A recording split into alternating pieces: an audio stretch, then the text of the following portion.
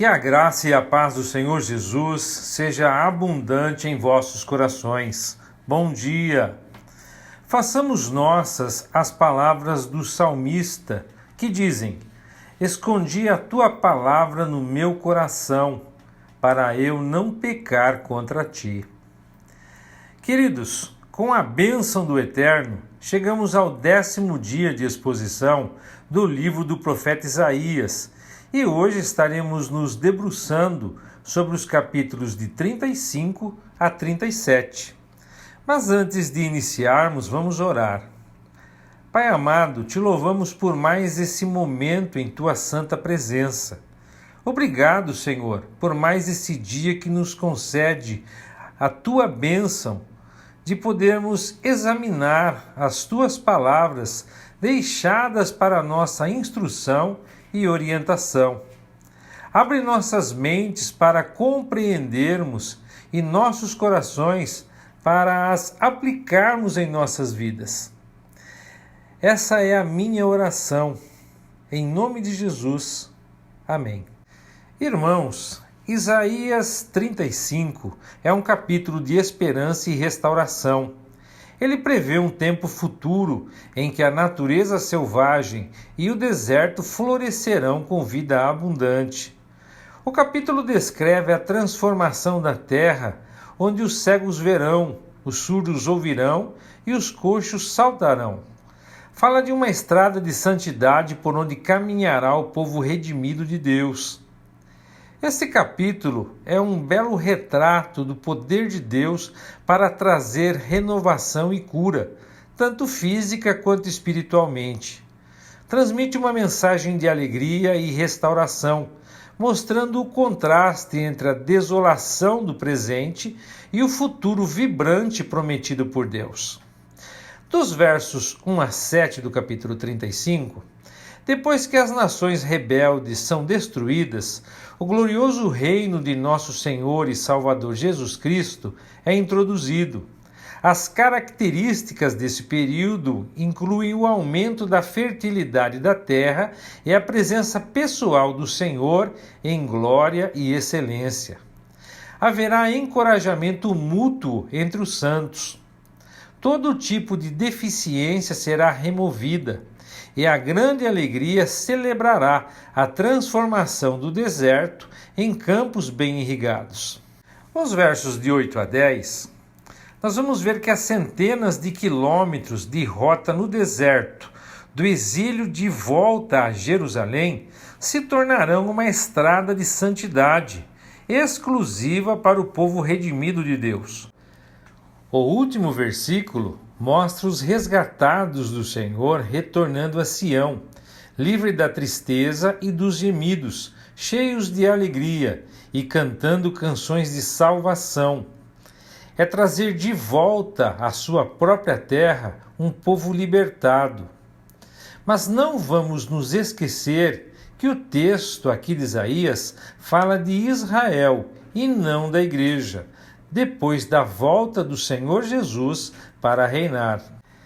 O capítulo 36 relata um evento histórico durante o reinado do rei Ezequias em Judá. É paralelo ao texto do segundo livro de Reis, capítulo 18, versos de 13 a 37. Neste capítulo, o rei da Síria, Senaqueribe, envia uma delegação a Jerusalém para exigir a rendição de Ezequias. Os oficiais assírios questionam zombeteiramente a confiança de Judá em Deus e afirmam seu poderio militar.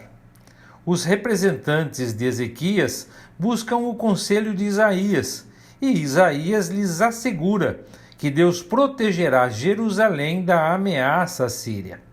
O capítulo serve como um testemunho da confiança de Ezequias em Deus e do papel de Isaías como um profeta confiável durante um momento crítico na história de Judá.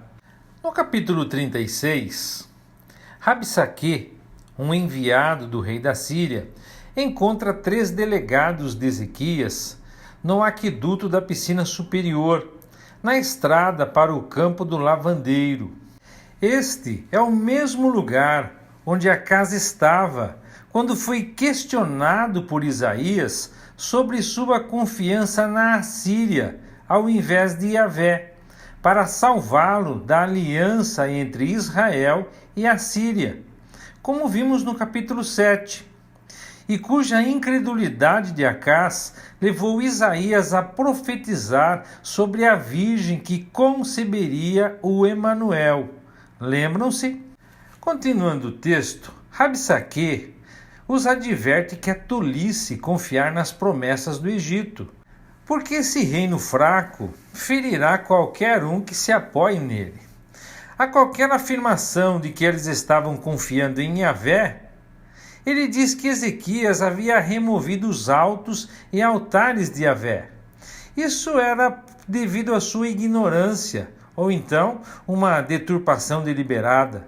Ezequias havia sim removido os altos dos ídolos e fortalecido a adoração de Yahvé no templo. Rabsaque ainda zomba de que o rei de Judá não poderia fornecer sequer cavaleiros suficientes se o rei Senaqueribe lhe doasse 2.000 cavalos. Visto que Judá estava tão enfraquecido, como eles poderiam esperar derrotar os poderosos assírios, mesmo com a ajuda do Egito? Finalmente, ele afirma falsamente que o Senhor ordenou aos assírios que destruíssem Judá. Os enviados de Ezequias temeram as insolências e as ameaças de Rabsaque, todas faladas em hebraico, preocupados de que isso minaria o moral dos homens de Judá. Então eles lhe pedem para que ele fale em aramaico, que eles também entenderiam. Mas Rabsaque não apenas se recusa, mas começa a falar em voz ainda mais alta, acusando Ezequias de enganar o povo, dando-lhes uma falsa segurança. Ele promete aos homens de Judá fartura de comida se eles se renderem a ele, além de uma eventual realocação em uma terra de igual fertilidade. Ele alista uma série de cidades conquistadas, incluindo a cidade de Samaria, capital de Israel, ou do Reino do Norte, ou Efraim, cujos deuses não foram capazes de salvá-las do rolo compressor do poderoso exército assírio. E pergunta incisivamente que chance Jerusalém teria. Rabsaque arrogantemente decide que o povo de Deus deveria se render. Mas, seguindo a ordem de seu rei, os homens de Ezequias não tentam questioná-lo, nem responder a ele, mas vão e relatam todas suas palavras ao rei Ezequias. O capítulo 37 continua a narrativa do capítulo anterior. Conta a história da resposta do rei Ezequias à ameaça síria. Ezequias recebe a carta do rei assírio e a leva ao templo, buscando a orientação de Deus. Isaías garante a Ezequias que Deus interviria e protegeria Jerusalém. O capítulo descreve como o anjo do Senhor ataca o exército assírio, fazendo-o recuar. Senaqueribe, o rei assírio, é posteriormente assassinado. Este capítulo destaca a importância de buscar o conselho de Deus, confiar na proteção divina e crer nas garantias proféticas de Isaías. Também sublinha o poder e a autoridade de Deus sobre os eventos humanos. Logo no começo do capítulo, nos versos de 1 a 4, quando o rei Ezequias ouve o que Rabsaque disse, ele é mergulhado na escuridão. Depois de ir ao templo, ele envia uma delegação a Isaías dizendo: hoje é um dia de angústia, insulto e humilhação. É como quando a criança está prestes a nascer, mas a mãe não tem forças para dar à luz. Talvez o Senhor, seu Deus, tenha ouvido o porta-voz que o rei da Síria enviou para desafiar o Deus vivo e o castigue por suas palavras. Por favor, ore por nós que restamos. nós vemos que em uma timidez que supera a fé, Ezequias sugere que talvez Yahvé tenha ouvido as palavras zombeteiras de Rabsaque e o repreenderá. Mas o Senhor então assegura ao rei, através de Isaías, que não há motivo para temer o rei da Síria. O Senhor enviará um espírito, talvez de apreensão, sobre Senaqueribe, para que, ouvindo um boato, ele retorne à sua própria terra e seja morto lá. Quando Rabsaque deixa Jerusalém para se juntar a Senaqueribe, ele descobre que ele redirecionou sua luta de Laques para Líbina, 10 milhas a noroeste, ou 16 quilômetros. Outra parte do exército, é claro, ficou sitiando Jerusalém. Então, frustrado por um boato de que Tiraca, um governante etíope do Egito, partiu para atacá-lo, Senaqueribe envia mensageiros a Ezequias com uma carta blasfema, semelhante ao discurso que Rabsaque havia entregue. Ele cita a loucura de confiar em Yahvé ao relatar as várias vitórias históricas dos reis da Síria. Ezequias teve o bom senso e o equilíbrio de levar a carta ao templo e espalhá-la diante do Senhor. Em uma oração curta, mas comovente, que demonstra a grande fé do rei, ele pede a Deus que salve Judá do rei da Síria, para que todos os reinos da terra saibam que tu és o Senhor, somente tu. E Yahvé responde por meio de Isaías em um poema que primeiro retrata Jerusalém como uma virgem, zombando de Senaqueribe, enquanto ele desce para a derrota. Então Yahvé repreende o assírio por zombar dele e por se gabar como se já tivesse conquistado Judá e o Egito. Deus diz a Senaqueribe que ele é apenas um peão em suas mãos, fazendo o que ele planejou há muito tempo. O mesmo Senhor que sabe tudo sobre esse rei perverso o levará de volta à Síria como um animal com um anzol no nariz.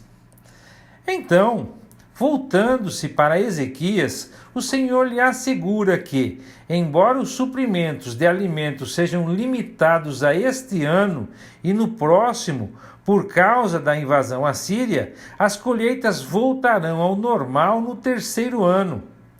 As pessoas que se esconderam em Jerusalém em preparação para um cerco emergirão e retomarão a sua vida normal. O zelo de Yahvé por seu povo garantiria isso. O Senhor garante a Ezequias que o rei da Síria não entrará em Jerusalém, nem sequer chegará perto o suficiente para atacá-la. Deus defenderá a cidade e mandará de volta o invasor por onde veio. E exatamente assim aconteceu. O anjo do Senhor matou 185 mil soldados assírios durante aquela noite. E assim nós concluímos a exposição de hoje. Que o Eterno os abençoe e até amanhã, se Deus quiser.